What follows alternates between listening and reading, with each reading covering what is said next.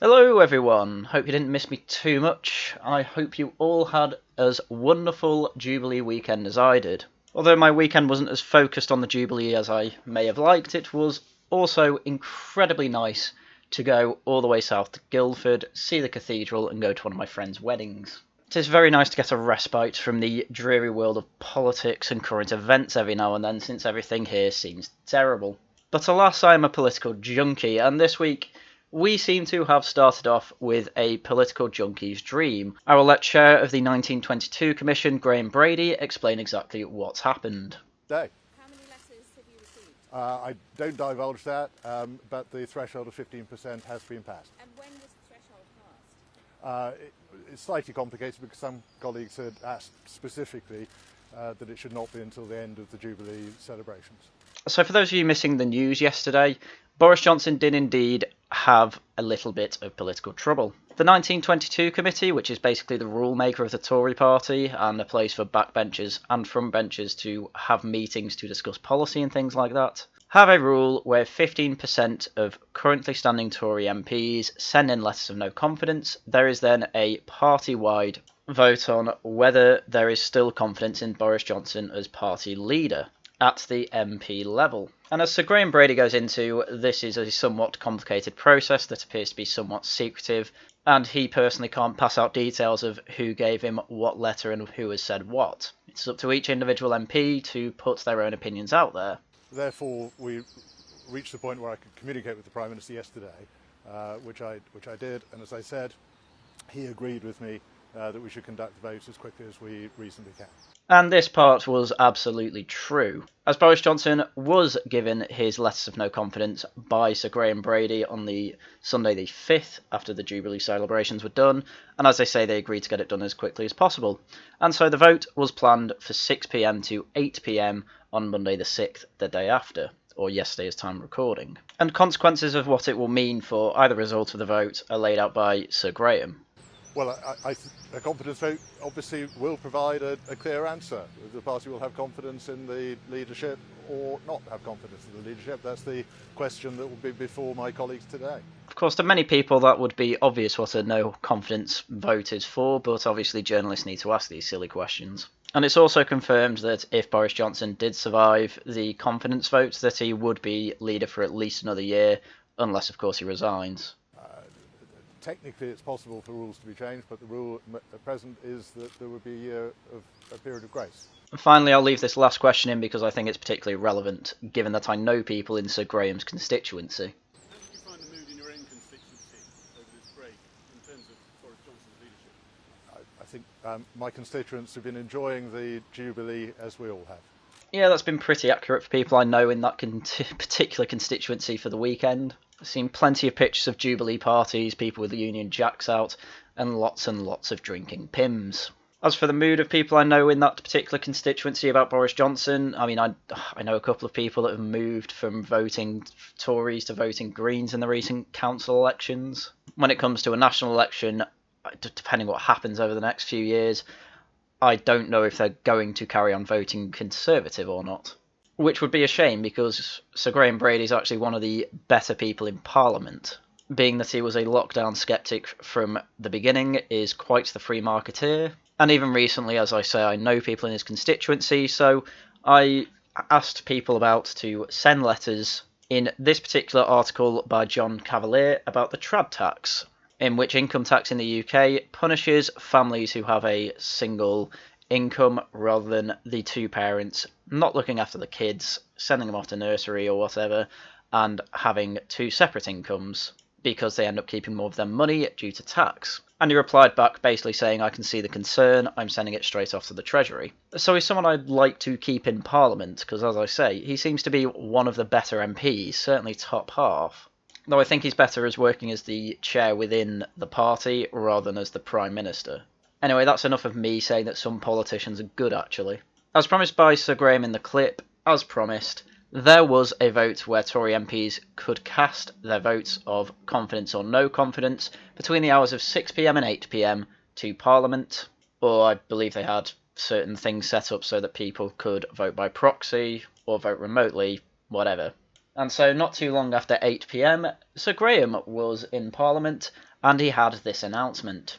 That 359 ballots were cast, no spoiled ballots, that the vote in favour of having confidence in Boris Johnson as leader was 211 votes, and the vote against was 148 votes. And therefore, I can announce that the Parliamentary Party does have confidence.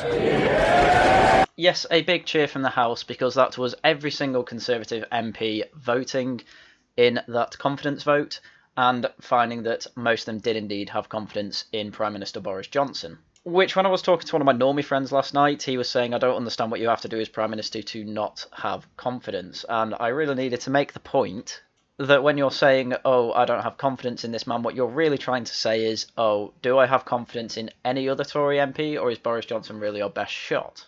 And when it comes from a Tory MP perspective, I can see why you'd have Boris Johnson up there. He seems to actually be pretty good at bringing together both sides of the party, because he does have quite a good political history as Mayor of London. He did have a bit of a libertarian streak in him, which hopefully can be eventually unlocked again.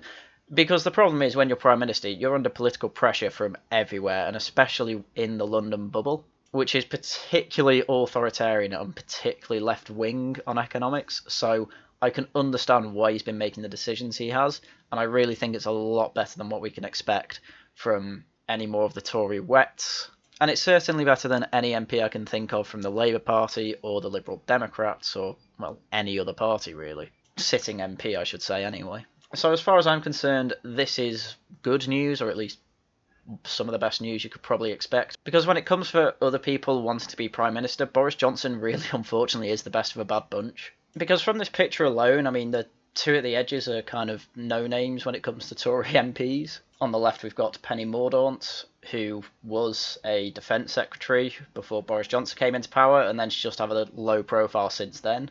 And on the right, we've got Tom Tugendhat, who currently chairs the Foreign Affairs Select Committee. And on the bright side, he was generally against strict lockdown measures, but unfortunately, he basically seemed to be the replacement for second from the left, Jeremy Hunt there. And Jeremy Hunt was in the running to be the next leader if Boris Johnson didn't become leader. But Hunt was more on the side of, if we get Brexit done, we need a deal. He was basically Theresa May 2.0. But quite frankly, people I know who are in the Tory party who are voting for Jeremy Hunt are people who basically should have been Liberal Democrats.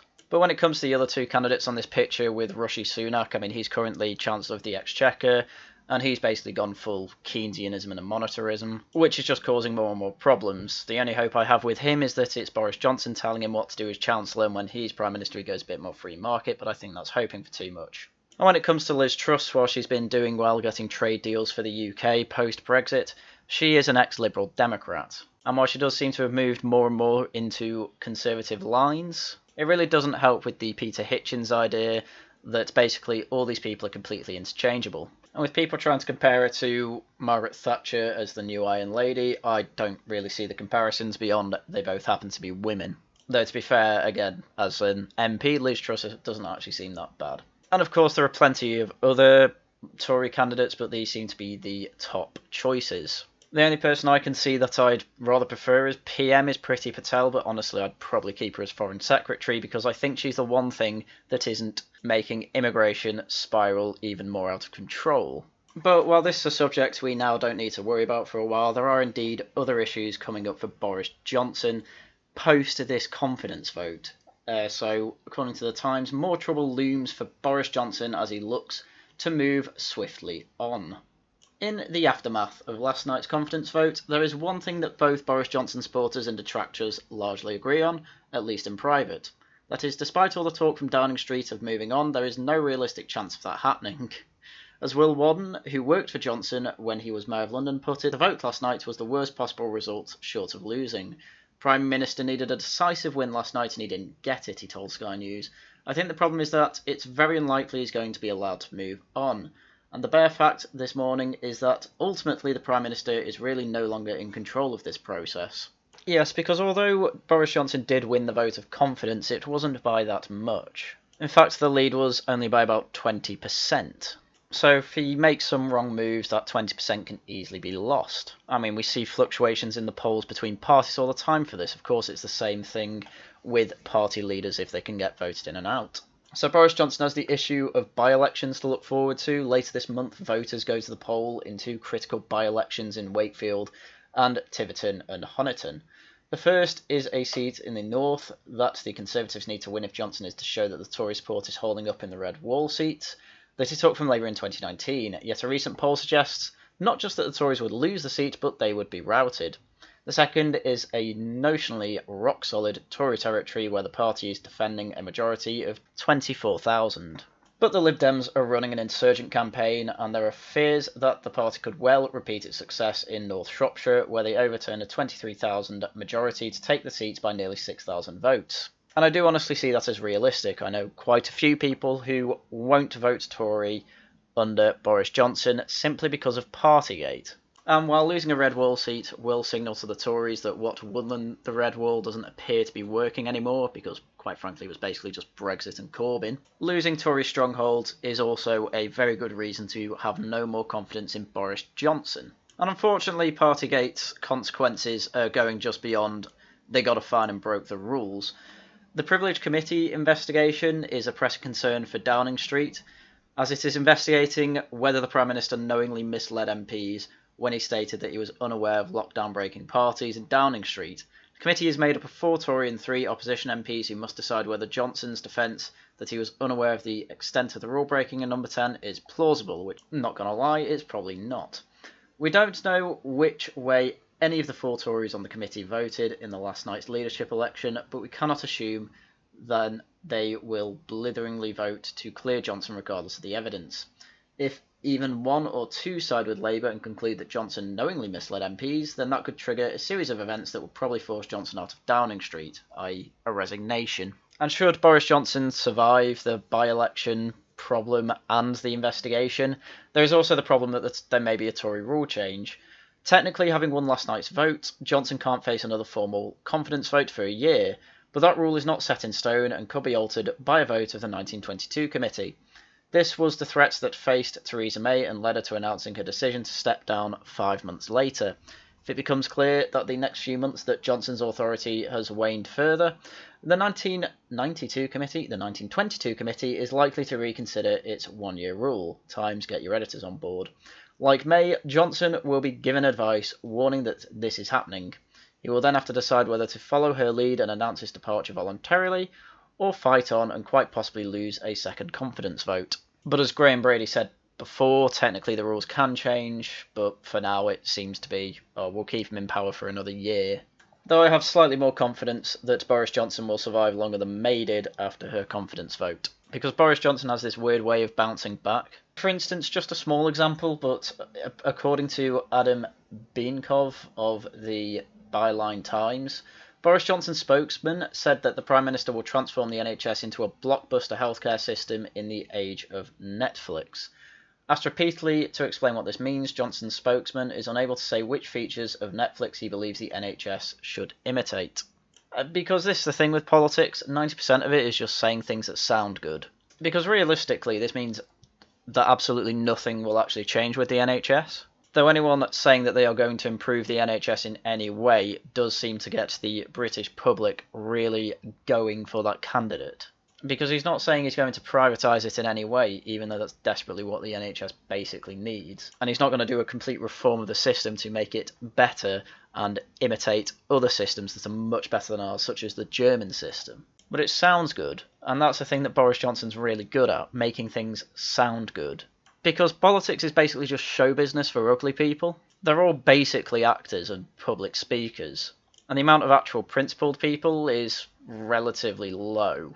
The only real examples I can really think of the top of my head were Margaret Thatcher and Jeremy Corbyn. They're probably two of the most principled MPs we've ever had that I can think of, but part of the reason that they were so successful is because of how good they were putting their principles across. Whereas with most other people, it's just how well can you speak? How well can you put the Tory line forward without making it seem like you're a robot? And of course, robots still manage to get into Parliament because there are places in the UK where putting a tin of tuna in a little blue rosette will win a seat for a Tory party. But still, let's not forget one of the main things, which is that the Tory party is currently lower in the polls than Labour. According to the Spectator's poll, Labour are 7 points ahead of the Conservative Party as it stands right now, which is actually pretty amazing because the Labour Party are doing absolutely nothing useful. Keir Starmer is probably one of the worst Labour leaders that they've had. But with all the scandals and missteps that Boris Johnson has been taking, this is why he's on thin ice. He has got to do something to get the Conservative Party back up in the polls, or he really is done for after the next election. Which I don't want to see, because having the Tories in power, especially with an 80-seat majority, technically it should be a really good thing, but Boris Johnson seems to have done absolutely nothing with it. It's complete wasted potential. But it won't be any better if we have a Labour Party in power doing everything in their power to make things worse. And it'd be especially worse if Labour managed to get in coalition with the Greens or Lib Dems. That would be tragic. Though luckily Boris Johnson isn't the only person committing political blunders at this point, as there are rumours that the Lib Dems will table a no-confidence motion in Boris Johnson in Parliament today. Now, this is a really stupid idea because now it's outside forces giving the no-confidence votes about Boris Johnson, and all that does is make the Tory party unite. This is exactly what happened with Theresa May, and it's exactly why she lasted much longer than she should have. Same thing's just going to happen with Boris Johnson, because people cannot learn from history, even the most recent history. Though it's also a bit of a double-edged sword, because this could potentially mean that Johnson capitulates slightly more to opposition parties, in the hopes that they have more confidence in him, even though he did the lockdowns and completely capitulated to them. Again, the main reason people are saying that there is no confidence in Boris Johnson is because of Partygate, when really it's a load of different reasons. Lockdown sceptic MPs will be voting no confidence because of the lockdown, even though we're out of it. You shouldn't care about that anymore, really, even if it was a mistake.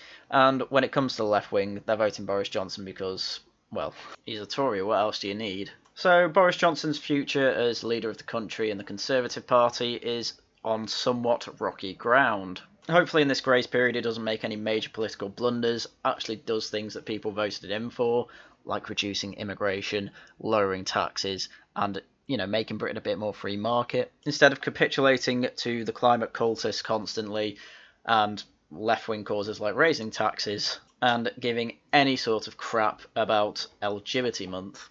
Which, to be fair, he's been all about the Jubilee so far, so let's see how it goes the rest of the month. Anyway, there's your update. Boris Johnson on thin ice, probably going to fall through it at some point. Whether it's in the next 6 months or the next 18 months, we don't know. I'm hoping he makes it to the next election. Or at least if he does make it to the next election, has one of his bounce backs, obviously. If he just can't do it and it's not possible, yes, I do think there should be a leadership challenge. Who I'd want in charge? I don't know. Priti Patel? It's hard to say. It's a really unfortunate thing, but there is barely any MP I'd want in that position, because the good ones do really well as backbenchers, but we really don't have that many truly good frontbench MPs. Liz Truss I can possibly say I'd want there, but it's one of those things I'll obviously go through in detail on a video if we ever get to that point. But in the meantime, that's all I've got for you today, so, as usual, thank you very much for watching, and until next time, goodbye.